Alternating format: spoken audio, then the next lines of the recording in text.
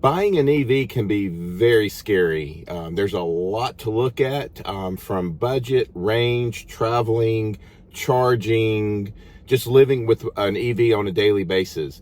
I'm going to break down what should you be looking for when buying an EV into a 3-part series. Stay tuned. You're not going to want to miss this one.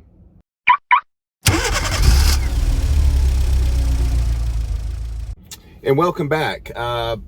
I get a lot of emails on what should I be looking for when purchasing my first EV.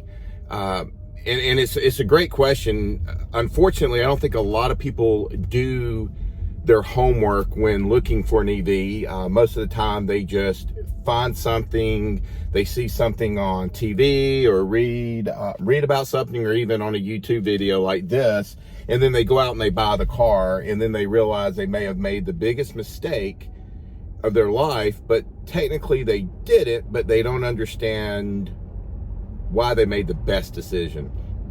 So I've been kind of thinking about the next video from an electric car standpoint, and this one just kind of kept coming to my mind on what should you be looking for when buying your first EV. And so I thought we'd break it down into a 3-part series. One is going to be purchasing, of course, and that's kind of doing your homework and what you need to find and how to purchase one.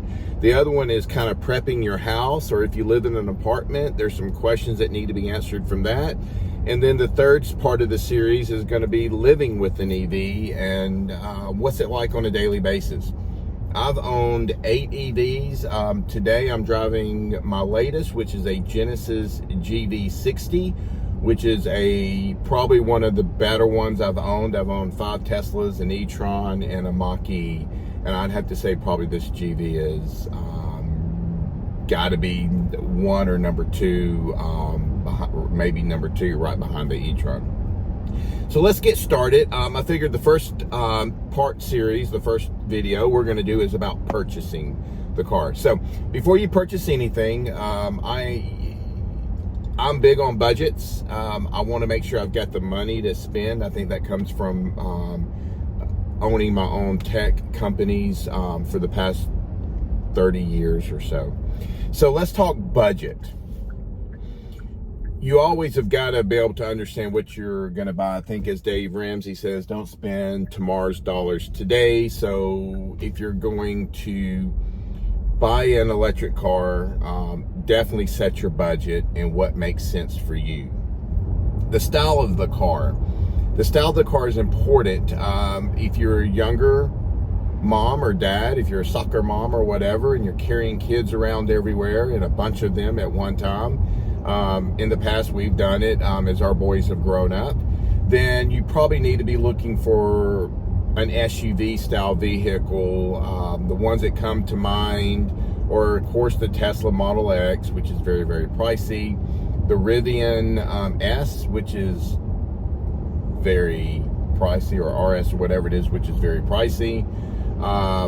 You're starting to see some other ones, the Audi E-tron SUV, and other ones are starting to come to market. I mean, this is a great time to be looking for a car. So if you're not that soccer mom or whatever in a sedan, then of course you have all of them. You have crossovers, you have regular sedans, so you got the Tesla, and you've got the Hyundai, and you've got the Kia, you've got the Genesis, you've got Chevrolet, you've got Tesla. The list goes on and on. So you definitely have a lot of options to look for in the style of car you're going to want. So just, make sure you give it some thought. Don't rush into it, and think about what style vehicle you need. The range is important. You're coming off of a gas-powered vehicle, so really there's a gas station in every single corner of the world, seems like. But it's not that way when you're talking about an electric car. So I would say 90 or so percent, probably 95% of my driving is city driving. So I don't necessarily need a very long range vehicle unless I'm going on a trip. But if I don't have a long range vehicle, so then I got to make sure my car charges, or SUV charges really fast, and we'll get into the charging side of it a little later on. So the range is important. If you're just driving back and forth in the city and you're 100 miles or less a day or whatever, then, you know, something like this Genesis GV60, it's a 248 mile range, but I'm probably averaging about 275, 280 in it, just driving around the city.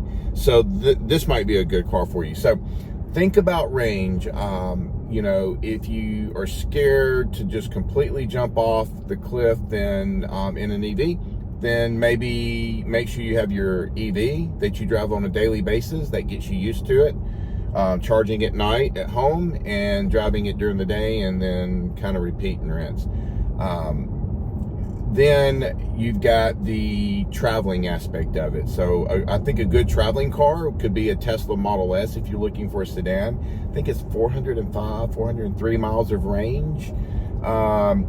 Definitely take 20% off of that range. So deduct 20%. That's going to probably be more of your real world range than what Tesla is going to say. But like on a Genesis or Honda or Kia, same brand, same platform. BMW, same way. They're a little more cautious on their range, so you're going to always get a little bit better than what is stated. The EPA range is stated.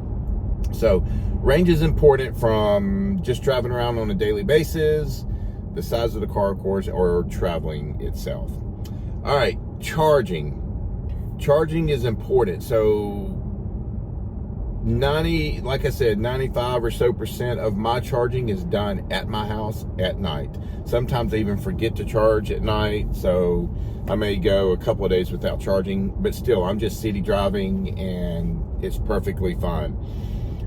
So you're going to want to make sure, and we'll talk about this a little bit more in depth in the next series, which is going to be prepping the house or living in an apartment. But you're going to want to make sure that you get a 240 volt plug, or call it a dryer plug, installed at your house, in your garage, or sitting outside if you don't have a garage. But you're going to need one of those to charge. A 110 charging, or what we call trickle charging in the EV world, is not going to do it. You're going to get a couple of miles for every hour it's charging, 2 or 3 miles for every hour it's charging. It's going to be pathetic. It's going to be horrible. So you're going to need a 240 volt. So you got to kind of think that in mind. Again, we're going to talk about that in the next series on prepping your house. So what if you go buy the EV and your drive is 100 miles one way to work, or 50 miles one way to work, and you're just not comfortable, even though you have plenty of range. Trust me, you'll have plenty of range. But you may go to eat lunch or run a few errands. See what work has to offer in relations to charging. So they may already have in a parking deck some chargers that have been installed, or what have you. There may be like an Electrify America charging station, or maybe a Tesla charging station nearby that you can probably go and kind of top off right before you come home if you're worried about that. But again, most cars are about 240-ish miles of range. So if you're just driving 50 miles a day, or 50 miles one way to work and back or whatever, and you may go to lunch, so let's call it 75 miles, you have plenty of range to go. Another thing to think of when charging your vehicle is how much should I charge it to? What's that percentage look like? So most manufacturers are going to tell you the percentage is, don't charge over 80-90%. The reason for that is you don't want to always charge 100% with your car, because it can damage the batteries. Now there are some cars like the E-tron, the Audi E-tron. It's got a reserve, a buffer up there that you can't hit. Even though it says 100%, you're not at 100%. So you technically can charge to 100% because you're not really charging to 100%. So the battery is protecting itself. I charge 80%. Most manufacturers will say 80 to 90%. 80% in this car gives me a range of about like 240 something, even though the EPA says 248 is the full range. About 80%, I'm about 240 in this car, 230 to 240, depending on my driving habits over the course of the days that I drive it. So charge to 80, 90%, you'll preserve your battery. It'll be great. Only worry about charging to 100% if you're traveling somewhere, but even then, you really just need a charge at 80% and move on. That's 10% to 80% of charging, fast charging in these cars, electric cars, are kind of the sweet spot. So I think I read an article where the new refreshed Tesla Model S can go from 10 to 80% in a high-speed charging. So that's a 350 kilowatt charger. I think it's like 32 minutes, which isn't bad. So think about, hey, if I'm traveling, I'm gonna have to stop. If I have a Tesla Model S, a new one, I'm gonna have to charge for 30 to 32 minutes between traveling to get to 80% if I'm around 10%. I know the Genesis that I'm in, it's an 800 volt system, and I'm not going to get very technical, but this car can charge from 10 to 80% in 18 minutes or less. So I did a video, definitely look at the channel, on buying this car in Connecticut and driving it 1,100 miles home. I had 8 charging stops, spent tonight, came home, 8 charging stops. I averaged 14 minutes at most per charge. So that really shows you these cars are good trip cars. Any EV really is. If you get to Tesla, a Genesis, Honda, Kia, BMW, Audi, you're going to get really good charging. And Ford is not good at charging, and I don't know why it's over double to charge a Ford, a Mach-E, or an F-150 Lightning compared to this car, just because they've got a 400 volt battery system, and they're not, and they're really trying to preserve the battery. So maybe the chemistry's a little different, and they feel it can't handle, the battery chemistry can't handle the fast charging. So 80% charging traveling is perfectly fine. Just know that you're going to have to plan it out. So talking about planning out, let's talk about trips for a second. If you're traveling and you got to charge, you definitely need to kind of plan out where you're going, where the charging network's at, your stops and all that.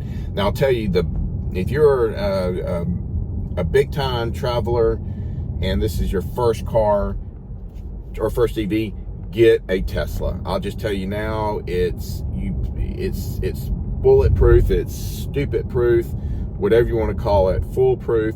You literally enter in your destination and it will tell you where to go, at what charging stations, how long to charge, are they full, are they not full, or some offline for some reason or whatever. So if this is your first EV and you're doing a lot of traveling, a Tesla Model 3, a Tesla Model Y, or Model S or Model X, those are their lineup. Any of those cars will be great traveling cars. So just know, owning an EV and you're going to travel with it, just a 4-hour drive to your favorite vacation spot or whatever, you're going to have to kind of plan it out more so than if you were in a Tesla. So just think about the whole traveling aspect of it. Okay, so do you have a home or an apartment? We talked a little bit about that. Definitely install a 240 volt at home, charger at home, a dryer outlet charger at home. If you're in an apartment, before you go buy an EV, I'm telling you, talk to your apartment, see if they got chargers on property at your apartment or townhome or whatever, or make sure there is a charging station somewhere nearby, very close to your home, that maybe you can stop and charge for a little while and then go home. Some charging stations kind of shy on that a little bit, or charging companies kind of shy on that a little bit, just because those are really designed for people that are traveling, just coming and going, point A to point B. But just know, if you have an apartment or live in a townhome and you can't get an outlet installed, or a condo, and you can't get an electric EV outlet installed, or they don't have any, then you're going to probably need to really think this thing through and find out where the closest charging station is for you. So that's super, super important. Now, this is a big deal. This is like, I'll call it location of dealership. What car you buy, you need to make sure you can get it serviced, and get it serviced on time. I started out buying Teslas. 2013 was my first Tesla I owned, in 2013. And I can tell you, at the beginning of Tesla, they would come to the house, they would trailer another Tesla, they would take my Tesla, take it back to Georgia, because we don't have any service centers or sales centers here in Alabama because of our archaic laws. They're really just stupid. And these lobbyists are keeping, from the dealer associations, are keeping Tesla and Rivian and all these guys out of Alabama because they think it's not fair. Anyway, I don't understand it. Hopefully one day we'll fix that. All right, rant over. Okay, so think about the car you're going to buy. So Teslas were great at the beginning. Now I have to wait for what they call a mobile technician to come to my house. They used to call them Tesla Rangers, but they're not called that anymore. But they would show up at the house or show up at the office and fix, about 50% of the issues on these cars they could fix. Or I got to drive almost 200 miles to a Tesla dealership, which would have been fine in the past, because they would, I would schedule to have a loaner and all that. Now you can barely get a loaner because there's so many of these cars. So now you're stuck in, I would be stuck 200 miles away. So that led me away from Tesla. Then I started looking at other manufacturers, and that's what led me to Genesis. So Genesis dealerships, Hyundai dealerships, Kia dealerships are abundant everywhere. I think there's 3 within a 45-mile radius of my house, and one's really, really close. So the farthest one out is about 45 minutes. So that's why I chose Genesis, and also wanted something more luxury, a little more luxurious than Tesla. So that's the reason why I chose the Genesis. But you have Ford. I've owned a Ford Mach-E. The Ford dealership is literally 8-9 miles from my house. If there was any problems, they could fix the car. They would probably give me a loaner, and everything would be perfectly fine. So you've got to really, really think about the car you buy, and if it has to be serviced for whichever reason, how far is that service center from you guys? Or do they have mobile techs that can come in? But just know there may be some times that you're going to have to take your car to the dealer, and that dealer may be a couple hundred miles away from your home. So think very, very carefully about that. Another really interesting thing that I don't know if all states have this or not. I know the state of Alabama does, and that is a reduction or a reduced rate in your utility bill at night to charge. So Alabama Power has a reduction in your kilowatts used in your house from 9 p.m. to 5 a.m. In the morning. So that basically is their lowest consumption time for some reason. So I get a discount for charging my car at 9 at night to 5 a.m., which is the discounts on the whole entire house between that time. So anything being used, air conditioners, heat pumps, whatever, washing clothes, drying clothes. If you do it at 9 o'clock, or if I do it at 9 o'clock, I get a big discount. So I would say talk to your utility company and see if they have any kind of a rate reduction, a discount on your rate if you have an electric vehicle. So that really sums up this #1 series on, or the first out of 3 part series on if you're buying an electric car, what are the things you need to look for. So purchasing, and let's kind of run through it real quick, is look for your budget, figure out what you can afford, the style of car. Is it a sedan? Is it a crossover? Is it an SUV?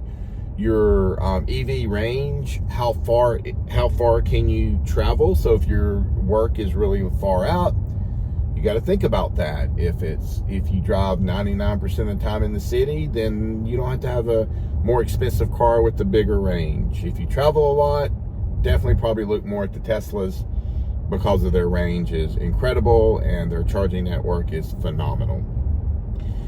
Charging at home, work, etc. Just remember, make sure you got to prep your house. That's the next series in this video. That'll be tomorrow, about preparing your house. The size of the car, is it an SUV again, sedan, crossover, small, large, medium size, whatever it may be. Living in a home and apartment, again, that's your whole charging side of it. Make sure that you can charge your car on a daily basis. Location of a dealership or a service center, where are those located? Make sure they're kind of close by, within reason to drive.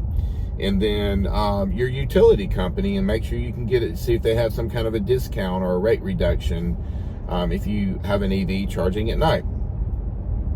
I appreciate you listening to this 3-part series. Tomorrow we'll discuss prepping your house, getting prepared for your EV that you have ordered or that you have just purchased and brought home.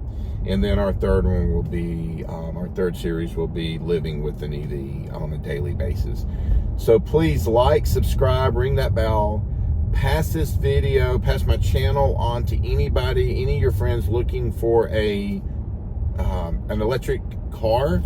And hopefully you have found a few of these things helpful, these tips helpful today.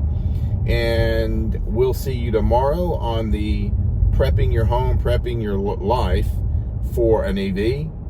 Thank you, and make it a great day.